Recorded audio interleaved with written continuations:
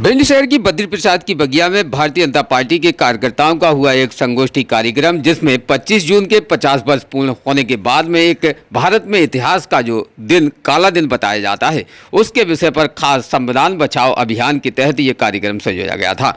जिस कार्यक्रम में राहुल गांधी संविधान की झूठी किताब लेकर जनता को गुमराह कर रहे हैं, कांग्रेस ने ही लोकतंत्र को समाप्त किया है, ये बात कुंवर जयभान सिंह पवैया के माध्यम से मुख्य अतिथि के द्वारा कही गई है। लोकतंत्र विरोधी के कांग्रेस जिनके पास कोई नीति नहीं है, ये बात नरेंद्र सिंह कुशवाहा जी के द्वारा कही गई है। कांग्रेस की इंदिरा गांधी सरकार ने आपातकाल लगाकर हमारी विचारधारा को कुचलने का प्रयास किया है, वहीं वे सफल नहीं हो पाई हैं। ये बात देवेंद्र सिंह नरवरिया के द्वारा कही गई है। भारतीय जनता पार्टी महाराष्ट्र प्रदेश के सह प्रभारी वरिष्ठ नेता कुंवर जयभान सिंह पवैया ने कांग्रेस के काले अध्याय के 50 वर्ष के तहत विचार संगोष्ठी का संबोधित किए है। वहीं कार्यक्रम के मुख्य अतिथि श्री जयभान सिंह पवैया जी ने कार्यकर्ताओं को कहा कि कांग्रेस के षड्यंत्रकारी काले अध्याय को जन जन तक पहुंचाने का संकल्प समस्त भारतीय जनता पार्टी के कार्यकर्ता लें और अब विशेष तौर पर इस कार्यक्रम में उन लोगों का भी यहाँ सम्मान स्वागत किया गया है जो लोग अक्सर भारतीय जनता पार्टी के कार्यकाल भारतीय जनता पार्टी के द्वारा निरंतर आंदोलन करने के बाद 25 जून के वो काले अध्याय के दिन में उन्होंने मीसाबंदी कर जो जेल भरो आंदोलन चलाया था, उनमें लोगों का यहाँ शॉल श्रीफल देकर सम्मान भी किया गया है। जिन लोगों ने भारतीय जनता पार्टी के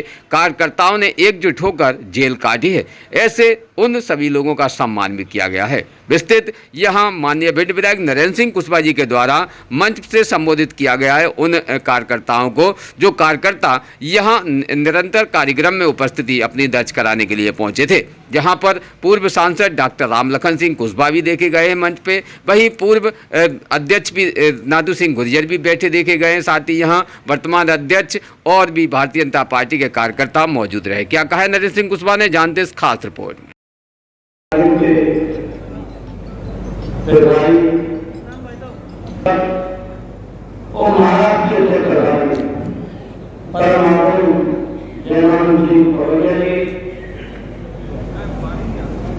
पार्टी के जिले के अंदर आरए नरवरिया जी, पूर्व जिले के अंदर आरए अभिष कुशवाहा जी, आरए शरीफ कांगड़ जी, नाडू सिंह गुर्जर जी, आरए कवशल जी घनसा, कुक सिंह नरवरिया जी, आरए अभिष महंत जी, पूर्व संगठन मंत्री आरए केशव सिंह, जिला महामंत्री आरए कमल सिंह, सरकार के 50वीं बरसगांठ मनाने जा रहे हैं।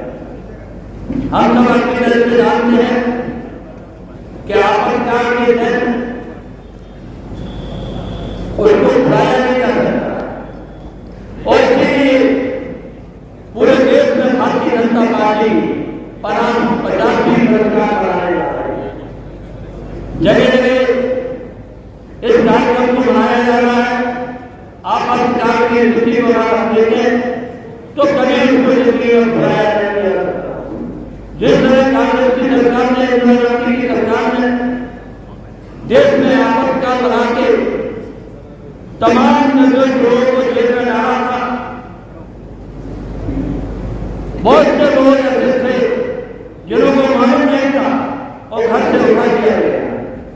वो दिन कभी हम भूल नहीं सकते जहां लोकतंत्र की हत्या की गई।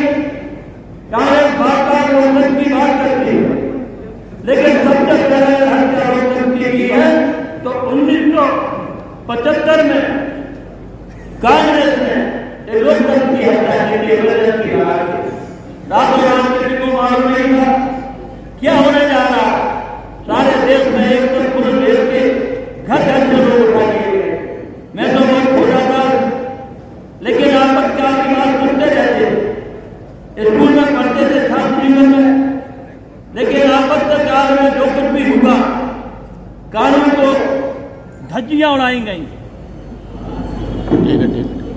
न्यायालय को अपंग कर दिया गया,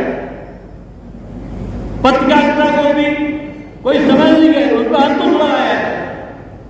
और इसीलिए वो दिन आज हम 50वीं बरसगांठ पूरी कर रहे हैं। जब कांग्रेस संविधान की बात करती है, संविधान कांग्रेस में एक नहीं कई बार सम्मेलन की धज्जियां कांग्रेस ने उड़ाई, संविधान बनता, उनको कोई अधिकार नहीं है कांग्रेस के लोगों को संविधान की बात करने को। समाज में आज जन चेतना है, माननीय नरेंद्र मोदी के नेतृत्व में समाज आगे बढ़ रहा है, विकास को गति मिल रही, चाहे मुख्यमंत्री हो, प्रधानमंत्री हो, किसी भी देश में चले जाते हैं, देश में मोदी में देश हो जाता है। आज मुझे खुशी इस बात की है कि भारतीय जनता पार्टी एक ऐसी पार्टी है जो संविधान को लेकर चलती है। संविधान सर्वोपरि है, संविधान की हमेशा चिंता की है तो भारतीय जनता पार्टी ने चिंता की है, और इसीलिए आपत्तिकार को कभी भुलाया नहीं जा सकता। तमाम निर्दोष लोगों को जेल में डाल दिया गया, उनकी परिवार की क्या हालत हुई होगी। आज वो देश दुनिया में नहीं है। जो लोग हसमत पारसी जैसे लोग जेल में जिनकी मृत्यु हो गई, हमारे घंटे रहने वाले थे, हमारे परिवार से एक व्यक्ति, हमारे चाचा के रम्मा मुस्लिम कुशवा 22 महीना जेल में रहे, अचानक रात को उठा दिया।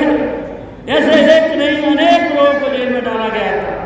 आज हम सब मिलकर इन कांग्रेस को एक काले दिवस के रूप में मनाने जा रहे हैं, क्योंकि मैं छोटा था, ज़्यादा जानकारी भी मुझे उसकी नहीं है। आज मुझे खुशी इस बात की है कि देश के प्रधानमंत्री जो संविधान की बात करते हैं, कांग्रेस के लोग उनके लिए एक काला दिवस के रूप में मनाया। जय हिंद, जय भारत। 25 जून की सत्यता और 25 जून की हकीकत की बात करें तो 25 जून 1975 की वो रात जब भारत को लोकतंत्र शहर उठा था, इस दिन संविधान को कुचला गया था, अभिव्यक्ति की आज़ादी को दबाया गया और लोकतंत्र को जंजीरों में जकड़ लिया गया था। आधी रात को रेडियो पर तत्कालीन प्रधानमंत्री इंदिरा गांधी ने आपातकाल की घोषणा भी की थी। देश में समाजवादी नेता जयप्रकाश नारायण के नेतृत्व में भ्रष्टाचार और महंगाई के खिलाफ आंदोलन तेज हो रहा था। वहीं इलाहाबाद हाईकोर्ट ने इंदिरा जी की लोकसभा सदस्यता को रद्द भी किया गया था, जिससे उनकी कुर्सी खतरे में पड़ गई। वहीं जयप्रकाश नारायण जैसे नेताओं की आवाज जनता को एकजुट करने पर मजबूर होना पड़ा है। ऐसे में आपातकाल एक ऐसा हथियार बन गया था जिससे लोकतंत्र को बंधक बना लिया गया था। इस तनाव के बीच 25 जून की रात्रि को इंदिरा गांधी ने संविधान के अनुच्छेद 352 के तहत आपातकाल की घोषणा कर दी थी। वहीं यह फैसला बिना कैबिनेट की मंजूरी के रातों रात लिया गया था। राष्ट्रपति फखरुद्दीन अली अहमद ने मध्य रात्रि में इस पर हस्ताक्षर भी किए और देश आपातकाल के अंधेरे में भी डूब गया। ऐसी स्थिति में देश के अंदर सबसे ज्यादा माहौल डर और भय का बना हुआ था। आपातकाल के दौरान नागरिकों के मौलिक अधिकारों का निलंबन कर दिया गया और वही बोलने की आज़ादी भी छीन ली गई। प्रेस पर सेंसरशिप का ताला लगा दिया गया। अखबारों में छपने वाली हर खबर को सरकारी सेंसर की मंजूरी लेनी पड़ती थी। कई पत्रकारों को गिरफ्तार भी किया गया और समाचार पत्रों के दफ्तरों पर ताले भी जड़ दिए गए हैं। लोग सच जानने के लिए तरस गए थे। उस समय की एक मशहूर कहानी है कि कुछ अखबारों ने सेंसरशिप के विरोध में अपने संपादकीय पन्ने भी खाली छोड़ दिए गए थे, जिनमें विपक्षी नेताओं जिसमें जयनारायण जी, अटल बिहारी वाजपेयी जी, लाल कृष्ण आडवाणी जी, जॉर्ज फर्नांडिस को रातों रात जेल में कैद कर लिया गया था। जैसे जेलों में इतनी भरमार हुई थी कि जगह जगह भी वहां कैदियों के लिए कम पड़ गई थी। पत्रकारों को, लेखकों को और यहाँ तक के कलाकारों को भी नहीं बख्शा गया था। उस समय की तमाम मशहूर हस्तियों को दमन का शिकार बनना भी पड़ा था। आपातकाल का दंश झेलना पड़ा है। लोकतंत्र की बदहाली के लगने लगे थे कई गांव और शहर में नारे, जहां गांव तक आपातकाल की आहट पहुंची। वही आपातकाल सिर्फ अपराधियों के खिलाफ ही नहीं बल्कि उस हर आवाज के खिलाफ थी जो सत्ता को सवाल पूछने के लिए उठी थी। विशेष बात करें तो यहाँ इंदिरा गांधी के इस तानाशाही रवैये के खिलाफ गली, नुक्कड़, चौक चौराहे पर लोकतंत्र की बदहाली के नारे लगने लगे थे। 21 महीने तक चले इस आपातकाल का अंत 21 मार्च 1977 को हुआ, जब इंदिरा गांधी ने चुनाव की घोषणा की। शायद उन्हें भरोसा भी नहीं था कि जनता उनके साथ है, लेकिन 1977 के चुनाव में जनता ने कांग्रेस को करारी शिकस्त दी और भारतीय जनता पार्टी और जनता की सरकार बनकर तैयार हुई। इस जीत में उन लाखों लोगों का योगदान था जिन्हें जेलों में यातनाएं झेलनी पड़ी थी, सड़कों पर प्रदर्शन किए और अपनी आवाज बुलंद भी की गई थी। जनता ने इंदिरा गांधी की सरकार को सत्ता से बेदखल कर दिया और मोरारजी देसाई जी के नेतृत्व में जनता पार्टी की सरकार बनी थी। विशेष तौर पर यहाँ आपको इस विषय पर भी बता दें कि ये सारी बातें तब कही गई हैं जब यह मुख्य अतिथि के मंच से ये बात आम लोगों तक पहुंचाई गई है, जिसमें 25 जून का वो काला अध्याय और 25 जून क्यों महत्वपूर्ण माना जाता है, जिसमें भारतीय जनता पार्टी के वरिष्ठ कार्यकर्ता, वरिष्ठ नेता सभी लोग इस 25 जून को याद करते हैं और भारत के अंदर इसकी अभिनव कहानी भी बताते हैं कि आपातकाल आखिर क्यों लगाया गया था और आपातकाल में मीसाबंदी का क्या रोल रहा है। इसके विषय पर खास यहाँ मुख्य अतिथि जयभान सिंह पवैया जो कि ग्वालियर से चलकर यहाँ भिंड गीतांजलि मैरिज गार्डन में पहुंचे, जहां उन्होंने मंच से माध्यम से जनता को संबोधित किया है। जानते हैं स्पेशल इस खास रिपोर्ट में। भिंड से खास bureau report Imran Ali Khan. Manmohan Singh prime minister थे और राहुल गांधी ने उनके हाथ में से विधेयक का कागज लेकर हरी सभा में छाप दिया था। जो कानून बनने जा रहा है उसको उठाव कर फेंकना, युगों से रोकना, वो राहुल गांधी संविधान बचाने की बात कर रहे हैं। आजकल समाजवादियों को बहुत चिंता हो रही है संविधान की, पर मैं समाजवादियों से पूछना चाहता हूं, अक्टूबर 1990 में जब राम मंदिर बनाने के लिए भिंड के कार सेवकों ने कूच किया तो चप्पल की दीवार, चप्पल के पुल पर दीवार बनाना और निहत्थे कार सेवकों पर गोली मारना, ये संविधान था क्या? आप संविधान बचाने की बात कर रहे हैं और इसलिए आज बाबा साहब अम्बेडकर जी का नाम लेकर इस देश के अंदर समाज में विष फैलाने की कोशिश कांग्रेस कर रही है, बाबा साहब के राज का दुरुपयोग कर रही है। पर भिंड के भाइयों बहनों, मैं एक नया तथ्य आपको बता रहा हूं, शायद पता नहीं होगा आपको। जिन बाबा साहब अम्बेडकर जी के नाम पर लोग भुलाना चाहती है कांग्रेस, और कांग्रेस इस बात का जवाब दे कि बाबा साहब भीमराव अम्बेडकर जी की जब मृत्यु हुई दिल्ली में, ये तो मिनिस्टर थे, उनकी अंत्येष्टि दिल्ली में करने से पंडित जवाहरलाल नेहरू ने मना कर दिया था कि उनकी अंतिम संस्कार दिल्ली में नहीं होगा, उनकी डेड बॉडी को मुंबई ले जाए। डेड बॉडी को जब मुंबई ले जाया गया तो सरकार से कहा गया कि जहाज कहां से आएगा। सरकार ने जहाज करवा दिया। बाबा साहब के अंतिम संस्कार मुंबई में हुआ। उनकी रात भी ठंडी नहीं हुई थी कि बाबा साहब की विधवा धर्मपत्नी के हाथ में सरकार ने जहाज का बिल थमा दिया और कहा कि बाबा साहब की डेड बॉडी को लाने का ये बिल पेमेंट करवा नहीं सकता। तुम्हें शर्म नहीं आती है बाबा साहब का नाम लेते? केवल हिंदू समाज को टुकड़े टुकड़े करना, ये एकमात्र उद्देश्य है कांग्रेस का, समाजवादियों का, कांग्रेस के दूषणों का। जवाब देंगे और केवल बाबा साहब की बात नहीं करो, राहुल गांधी जी और उनकी दादी, उनके पूरे खानदान में भारत के जितने रत्न थे, आजादी के आंदोलन थे, उनसे कितनी ईर्ष्या करते थे, कितनी उपेक्षा उनकी की है। सरदार पटेल जी को प्रधानमंत्री बनने से किसने रोका? आपने रोका ना। बहुमत तो सरदार पटेल के पक्ष में था। अगर सरदार पटेल भारत के प्रधानमंत्री बन गए होते तो 100 लाख का मंदिर बनने के बाद हमें राम मंदिर के लिए नहीं बहाना कर पाओ, कन्हैया का मंदिर भी पता नहीं कब तक तैयार होगा। आज तो कांग्रेस का युवराज रामलला के दर्शन करने के लिए भी समय नहीं निकालता है। नेताजी सुभाष चंद्र बोस कांग्रेस के प्रेसिडेंट चुने गांधी जी के सामने। नेताजी सुभाष चंद्र बोस नेहरू से बहुत बड़े हीरो थे, वो लेवल पर राज करते थे। उनकी वाणी में चेतना थी। उन्होंने देश की धरती पर की आवाज करके आजादी में बहुत बड़ी कर दी। मगर जब वो प्रेसिडेंट थे तो नेताजी को ईर्ष्या करने के कारण अध्यक्ष के पद से किसने हटवाया? आपने हटवाया ना? आपने कोई सम्मान दिया ना? आपने बाबा साहब अम्बेडकर को जीवित रहते हुए भारत रत्न दिया